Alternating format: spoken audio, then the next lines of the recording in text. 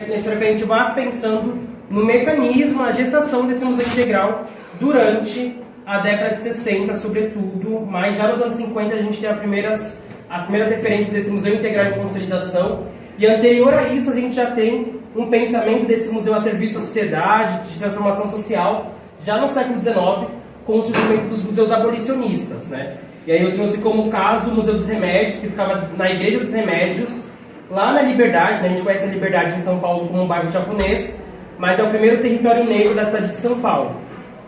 Né? Então a gente tem um apagamento sistemático, acontece naquele território que hoje é orientalizado, urbanamente falando, através do governo da ditadura de 1970. Né? Anterior a isso, ele é esse bairro, e dentro dessa igreja tinha o Museu dos Remédios, que pertencia aos abolicionistas caifases, que formaram uma confraria para poder fazer as rodas de fuga que eles levavam para essa igreja, e nesse museu eles depositavam todos os instrumentos de tortura, violência e morte dessa população africana e afro-brasileira, que eles faziam esse translado da igreja para o quilombo do Jabaquara em Santos. Né? E é muito provocante, porque dentro do jornal, que também ficava dentro da redação do jornal, que ficava dentro dessa igreja, né, eles vão escrever um excerto nesse jornal onde eles vão falar que esses objetos nunca serão expostos no recém-Museu Paulista. Isso porque essa narrativa não entra no Museu Paulista. Né? O Museu Paulista quer contar a vanglória dos bandeirantes na cidade de São Paulo e no Estado brasileiro. Então, o passado escravocrata da cidade naquele momento não entra, sobretudo num país pós-abolição. Eu acho que outro ponto para a gente pensar, o Daniel trouxe na primeira apresentação dele, é a criação do Museu de Arte Negra, né, idealizado pelo museólogo Abdias do Nascimento, nas décadas de 50 e vai até 80. Né? Então, Abdias vai trabalhando esse Museu da Arte Negra, que atualmente existe em formato virtual, mas até hoje ele não teve uma sede, e basta a reflexão de por que o Museu da Arte Negra até hoje não tem uma sede fixa, sendo que ele tem um acervo de diversos artistas do século XIX à contemporaneidade de artistas negros e negras dentro do seu acervo. E outros fatos que vão acontecendo, sobretudo nos Estados Unidos, né, em relação aos direitos, dos direitos civis da população negra norte-americana, né, como, por exemplo, alguns movimentos que acontecem sobretudo em 1968 a 1970. Né? Então a gente tem, por exemplo, o surgimento da colisão de cultura preta emergencial. E o que essa colisão vai fazer? Eles vão lançar uma campanha contra o Whitney Museum, pedindo a representação de pessoas negras, artistas negros, nas suas exibições e nos comitês de curadoria, né? E de seleção e compra de obras. Então a gente já tem esses primeiros reflexos, a sociedade questionando aquele museu tradicional nativo e pensando em outra proposta de museu. Né? Em 69 a gente tem mais uma colisão, que é a colisão de trabalhadores, de arte trabalhadores, em Nova York, né, no MoMA. Eles, após uma exposição que o MoMA lança, essa colisão vai se revelar contra o MoMA e vai escrever uma carta, né, sobretudo por mãos negras e porto-riquenhas, colocando 13 pontos fundamentais para o museu se renovar e ressignificar diante da sociedade naquele momento. Né? Então eles vão pedir, por exemplo, a extensão de atividades das comunidades do gueto de Nova York, a formação de um comitê de artistas para organização de exposições no museu, a entrada gratuita cotidianamente e de uma galeria somente para trabalho de artistas negros. Ao mesmo tempo, em 69, né, no Museu de Arte Metropolitana, também em Nova York, tem a exposição Harlem na Minha Mente, e isso é uma exposição feita por curadoria de mãos brancas. E essa exposição vai ser vandalizada pela comunidade do gueto de Harlem, que vai questionar como vocês estão falando sobre nós sem nós. Qual é a visão que se encontra nesses museus? Né? E não muito diferentemente do paralelo que a gente tem ao Brasil, com a instituição dos 3 primeiros museus, o Guild, o Paulista e o Museu Histórico Nacional. Outro fato que eu gosto de demarcar é a inauguração do Museu de Anacosta, né, na década de 1967, né, o Museu de Bairro de Anacosta. Todo mundo possivelmente já ouviu falar, ou algumas pessoas já ouviram falar sobre esse museu. Né? Essas caras me preocupam. Mas então, o que acontece? O Anacosta Museum ele vai nascer como um museu de bairro, onde a primeira exposição vai falar sobre os ratos e o sistema de não saneamento básico nos Estados Unidos, né? Sobretudo na comunidade de Anacosta. E eles vão denunciar todas as questões com a população negra, né, sobre não ter saneamento, sobre a infestação de ratos, dentro de uma exposição museológica, a primeira exposição museológica do museu. Em 69, né, acontece a primeira reedição do Seminário Mussi, que é o Seminário de Museus de Bairro, com 200 participantes, aonde vai se reconhecer, esses museus de bairros vão fazer uma carta final, falando que os museus não têm nenhuma, em geral, não tem relevância cultural e nem social para os Estados Unidos naquele momento, e sobretudo para as comunidades étnico-raciais, né, que moram nas zonas das periferias da cidade. E, para além disso, eles vão falar a importância de criar museus de bairro para a consolidação e fortalecimento da identidade cultural e para o processo de respeito à vida. E é interessante esses termos, né? Então, respeito à vida, o museu com a sociedade, porque isso reflete em Santiago do Chile em 72. E por fim, em 1971, a gente tem uma conferência do ICOM, né, onde alguns têm acesso a essa informação por conta do Luiz Barrini, onde se fala que o Stanislas Adotevy falou uma frase que os museus deveriam desaparecer. Aí, se você vai traduzir o texto, ele não fala isso, ele fala os museus, tudo leva à extinção dos museus.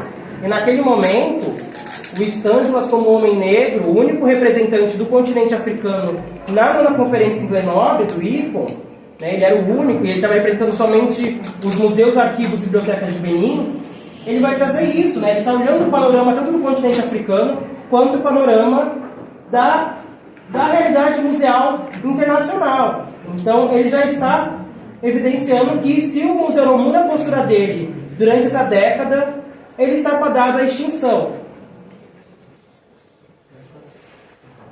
E aí, em 72, isso antes ela falar em 71, em 72 a gente tem a Declaração de Santiago do Chile propondo uma nova ideia de museu, um museu integral, né?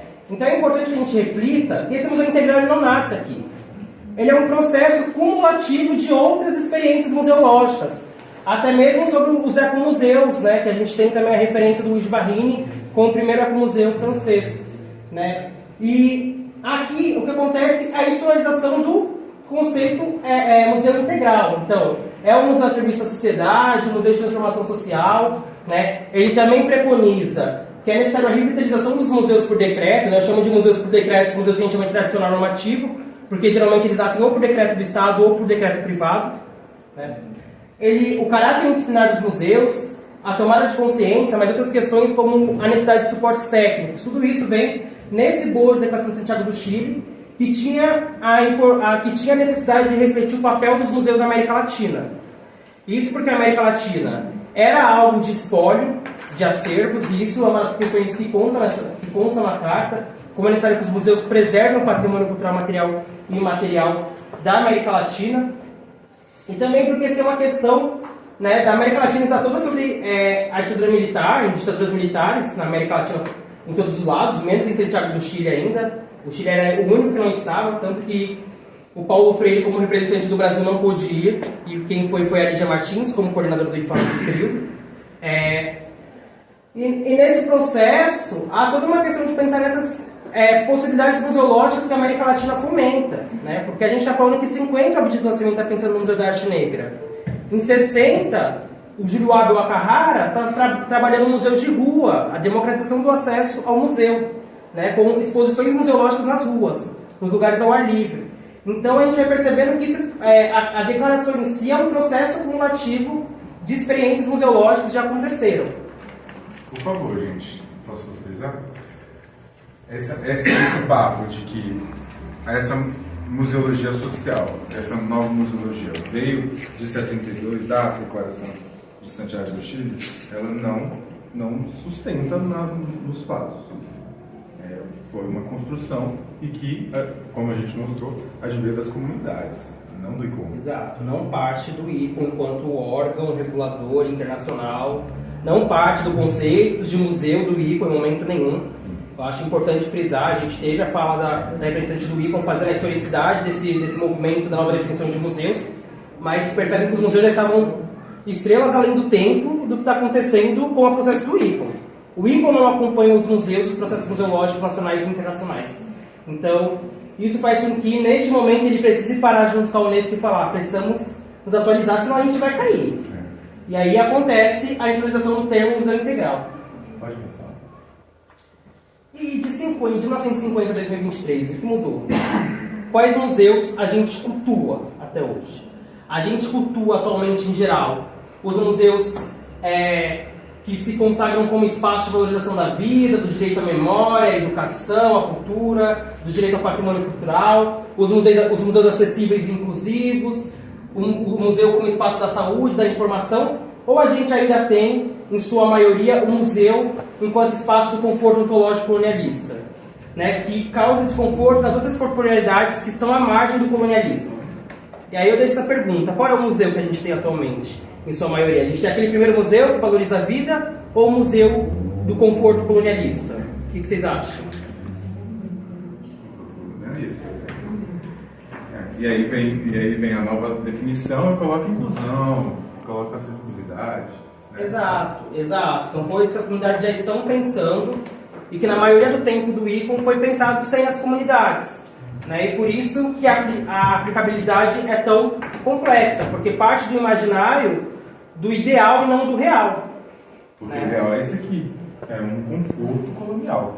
Os museus estão repletos de colonialidade. Exato.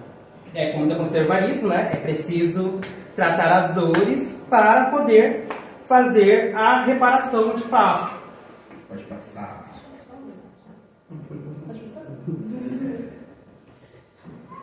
E aí, né, com base em outras referências acadêmicas até mesmo, né, como o Achille Mbembe, que vai falar em 2017 no seu livro Políticas da Inimizade, que historicamente os museus são espaços de segregação das muitas faces da humanidade. Ou seja, são instituições reprodutoras da violência passiva da colonialidade. Ao mesmo tempo, a gente tem o Nelson Parra falando que os museus promovem as duas mortes, a morte do corpo e a do saber. A Joana Flores, em 2016, falando que os museus são espaços de ocultamento. E o Adolfo mais uma vez, já falando isso em 71, o museu como que tudo levava à extinção dos museus. Né? Então, em quais museus nos sentimos representados como protagonistas? Né? Como o museu expõe essas comunidades, esses corpos? Como os museus trabalham os saberes dos fazeres comunitários? Né? Como esse museu integral, né, que a gente completou praticamente 40 anos da mesa, retrata isso. E aí entra o lado da confluência com a própria teoria do negubismo, a própria relatoria do negubismo, como ele traz, né, que é pensar um pouco os museus, os processos museológicos como instrumentos contracoloniais de direito. Né? O negubismo, ele vai falar que o que é o contracolonialismo, né? Ele fala que é simples. É você querer me colonizar e eu não aceitar que você me colonize. É eu me defender. O contracolonialismo é um modo de vida diferente do colonialismo, né?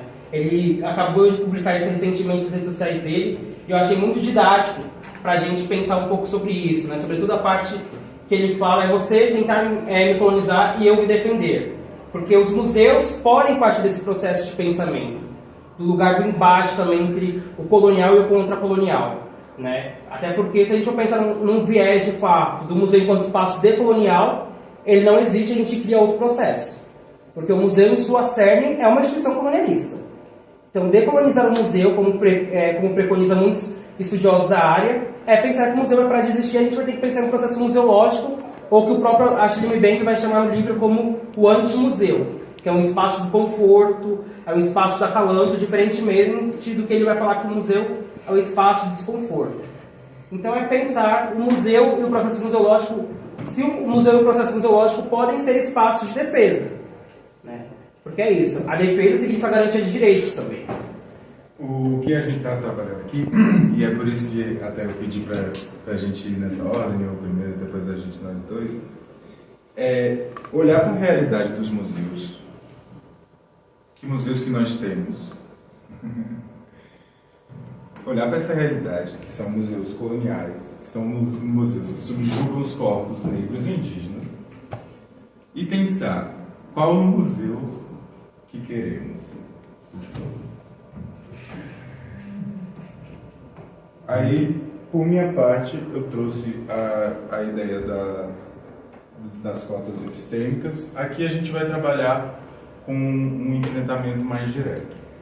Porque o Antônio Bispo, nesse trabalho, nesse livro maior dele, Colonialismo... Como é? Nossa, eu falei mais cedo. Colonização, quilombos, modos e significações. Ele vai fazer toda uma análise sociológica, historiográfica do Brasil, por parte das revoltas dos povos contra-colonizadores. Então ele fala de Canudos, ele fala de Manguinhos, Palmares e assim por diante. E a partir dessa análise, ele traz ideias interessantes de se pensar em dialética. Então, você tem o colonialismo e o contra-colonialismo numa relação dialética, né? Enfim, pode passar. E aí, primeiro que esse embate ele dá nome aos bois. De um lado, temos o pensamento mono-ocidental europeu, que é o pensamento colonialista. Do outro, nós temos os corpos marginais, que é esse devir contra-colonial. Então, a ideia é sair desse pensamento colonialista, mono-ocidental, europeu, epistemicida, para um processo na museologia que emancipe os corpos marginais. Um processo de cultura responsável, adentrando esse embate que o bispo traz numa garantia dos direitos às pessoas, aos corpos marginalizados, o direito à memória e ao uso da memória social, buscando sempre a confluência de saberes e memórias. O bispo traz essa ideia da confluência, que tem a dialética com a transfluência, porque a confluência, diz ele, é onde os povos, os saberes, as memórias se juntam, mas não se misturam. Está todo mundo no mesmo espaço, mas todo mundo sabe de onde veio. Não se mistura. Pode passar, por favor. Que difere das ações transfluentes da cadeia operatória museológica, que mistura todos os saberes e as memórias e os fazeres comunitários e aparta os corpos dos indivíduos.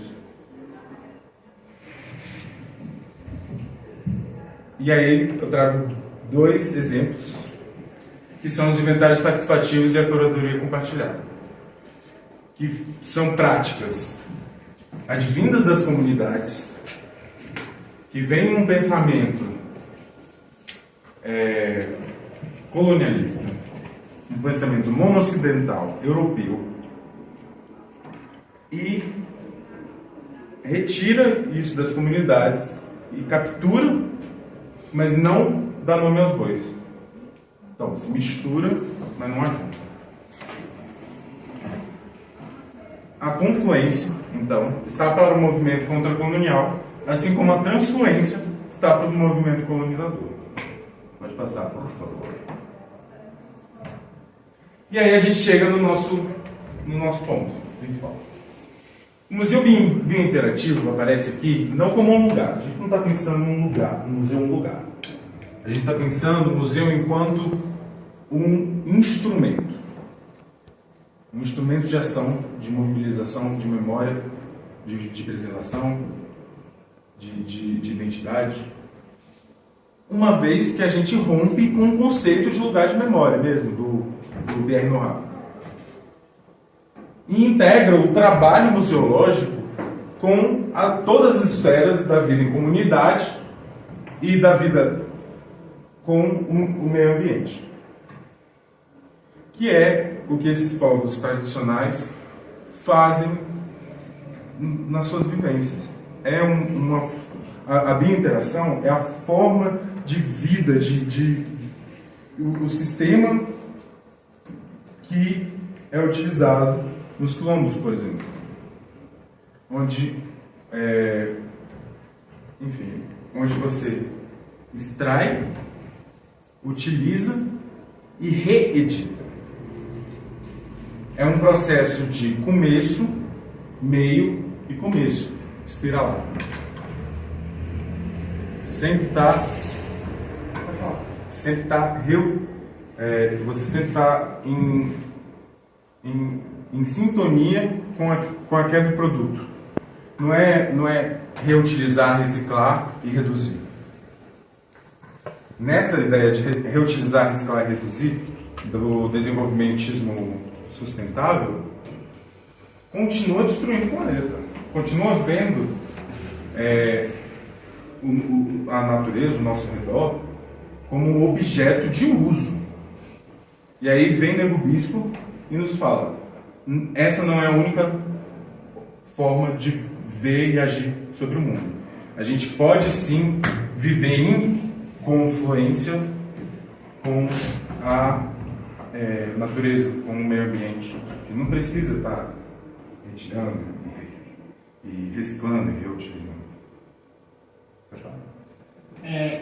Interessante do conceito do Museu Biointerativo, né, enquanto instrumento de transformação social, neste caso aqui, sobretudo quando a gente fala das esferas de vida, né, porque é isso, é pensar a preservação do patrimônio a partir da vida. Não tem como falar sobre patrimônio e não pensar em preservação de vida. Né? O que configura o patrimônio é a vida, e não a titulação do IFAM ou de qualquer outro órgão municipal ou estadual. Se não há vida naquele espaço, o prédio é só prédio e o saber fazer não existe. E além dessas esferas de pensar o museu a partir da vida, em comunidade, é o seu meio. Né? Então, como o museu dialoga com equipamentos de saúde no território que ele está instalado? Ele compreende o seu meio como um totalitário nessa relação biointerativa. Porque ele compreende que é necessário pensar nessas esferas. E quando a gente parte, por exemplo, dos museus indígenas, eu vou usar o exemplo do Museu Canindé, no Ceará, eles, por exemplo, a medicina tradicional, ela está relacionada ao museu, ela se conecta ao museu, então a saúde não está apartada. A paisagem, o território como um todo, é apartado ao museu. Não há uma apartação de pensar o museu, o prédio físico, o território é o território. A educação também, né? Exato, a educação indígena está dentro desse museu, né? Tanto a formal quanto a não formal.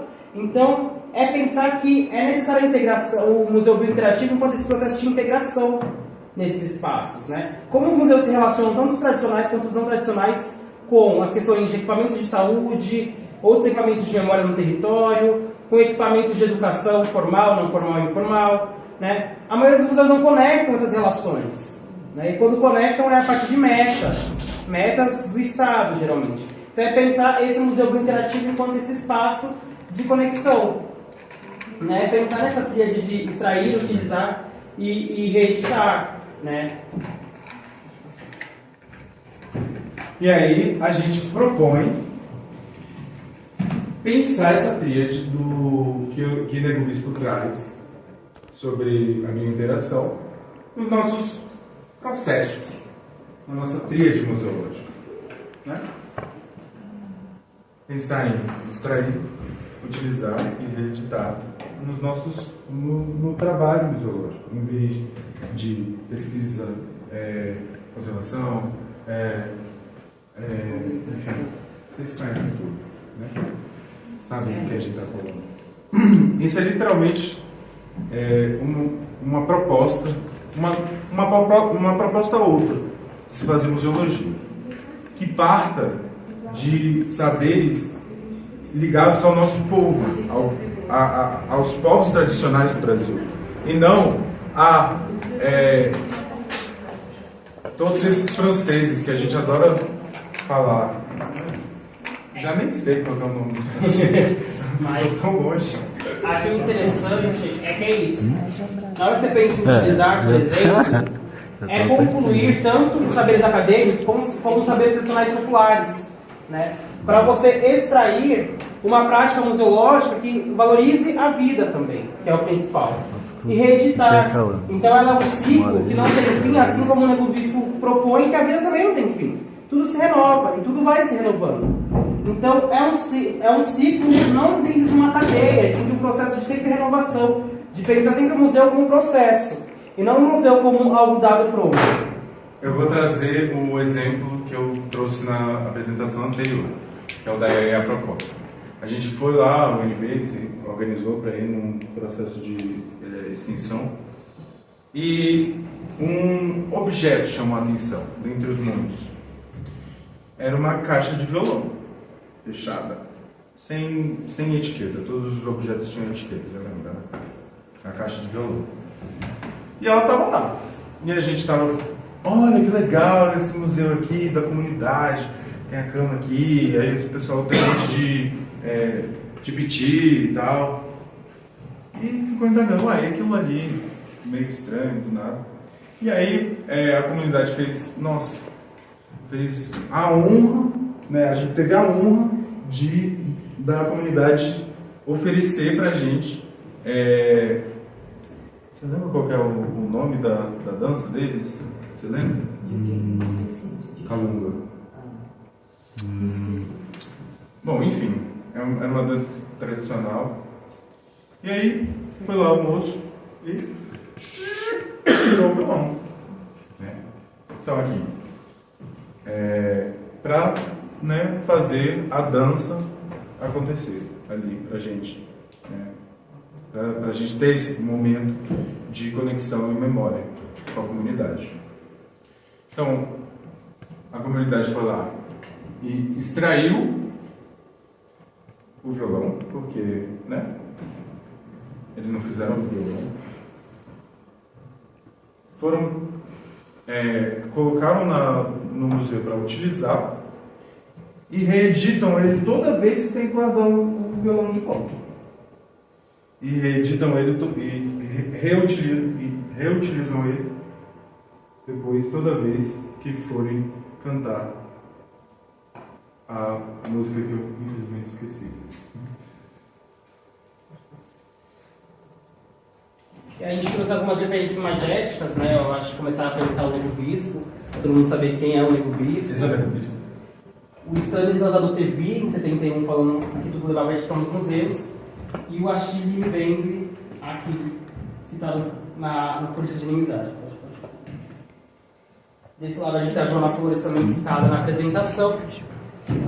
A gente trouxe algumas referências de alguns museus, museus comunitários, que já trabalham nessa perspectiva da biointeração desse museu enquanto esse espaço também do embate, né? Porque, querendo ou não, o campo da memória é um campo de embates entre a narrativa oficial e as narrativas não homogêneas, né? E esses museus acabam promovendo esse embate, né? E esse lugar da representação, da representatividade, do empoderamento das narrativas, do fortalecimento de identidade. Então a gente tem a Casa do Museu Popular da Bahia daquele lado, a gente tem aqui o Fórum da Juventude de BH, em conjunto com o KIFO, né? Fazendo esse outro processo, que é o processo da contracolonização.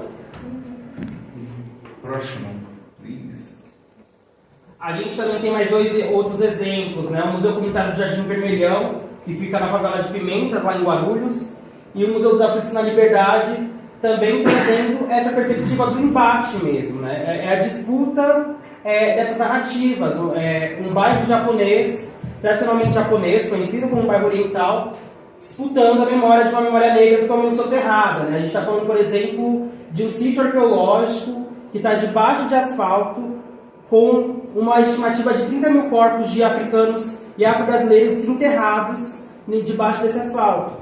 Então, é esse embate da contracolonização que esses museus promovem, né? E como é possível a biointeratividade? Porque o Comunitário do Vermelhão trabalha com processos com os equipamentos de educação no território, o Museu dos Aflitos também trabalha. Então, há essa conexão entre o território, os seus equipamentos e o seu meio, né? Porque é isso, enquanto o Museu Integral vai falar lá que o necessário é fazer para a sociedade e com a sociedade, aqui não é isso, é fazer para a vida, é pensar a vida. A vida vem primeiro do que essa questão de pensar para a sociedade. A gente tem que falar o para, com e a partir da sociedade que a gente começa a pensar nesse museu enquanto instrumentos contracoloniais e esse processo museológico também quanto instrumentos contracoloniais. E por serem instrumentos contracoloniais, eles são instrumentos que garantem direitos, né, como o direito à memória, o direito à verdade, o direito ao patrimônio cultural, né, o direito à preservação e todos esses direitos assegurados na Constituição Federal de 1988. Então é importante pensar esse museu também como um fomentador das políticas públicas e a garantia desses direitos para esses territórios. O Nego Bispo, no livro, vai falar sobre a questão da lei das cotas e como isso foi uma luta de contra-colonização dos movimentos negros para que acontecesse, né? Então, pensar esse museu também como espaço dos direitos, da garantia de direitos, a partir desse instrumento contra-colonial. É isso. E aí, todas as referências bibliográficas. A gente ainda tem um tempinho. Da apresentação. Queria falar um pouquinho mais sobre isso. Então, eu queria frisar uma coisa sobre o pensamento do Bispiano, né? Do Antônio Bispo.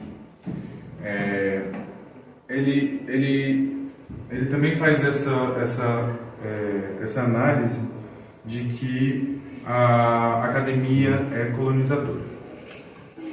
E ele se coloca no movimento contra o colonizador. Então, é muito importante que a gente tenha cuidado para não acabar cometendo epistemicídio sem querer, querendo exaltar mestres de saber. Tem que tomar muito cuidado com isso. Tanto é que o próprio Bispo, em uma entrevista, ele fala que quando ele começou a trabalhar com adestramento, ele percebeu que o primeiro ponto em se adestrar é colocar nome. E aí a academia vem e coloca o nome dos saberes, de saberes tradicionais, de saberes populares, da cultura de cultura popular. E aí o saber deles, sim, é científico, é validado, né? Uma questão de hierarquia. Não estou falando nada demais. E aí o Bispo vem e propõe e ele vem e joga na mesma carta, no reverse card. Vira e fala: o saber de vocês não é o saber científico, é o saber sintético. Conceituar as coisas, as palavras, é matar as palavras. É colocar elas em um ponto específico no tempo e espaço, numa corporeidade, numa identidade, num saber em específico. E aí Bispo traz essa noção de que conceituar palavras, como a academia o faz, é matar palavras. A ideia do trabalho contra-colonizador, que não é só Bispo que faz, é germinar ideias. Então as palavras que vêm de Bispo contra-colonial, confluente, biointerativo. Essas palavras, elas não são conceitos, elas são palavras germinantes que estão vivos e estão em constante modificação, porque dependem do seu uso. Bispo não gosta da palavra decolonial. Não gosta. Porque decolonial, tu pergunta para o cobrador do ônibus aqui que a gente vai voltar, cobrador motorista, né? Que vai voltar. O que é decolonial? Pô, muita gente não vai saber responder. Mas contra-colonial é intuitivo, é contra-colonizador. Então tem que tomar muito cuidado para a gente não acabar matando as palavras vivas de Bispo. Tanto que ele fala que ele não faz teoria, né? Ele faz relatoria. Relatoria. É isso.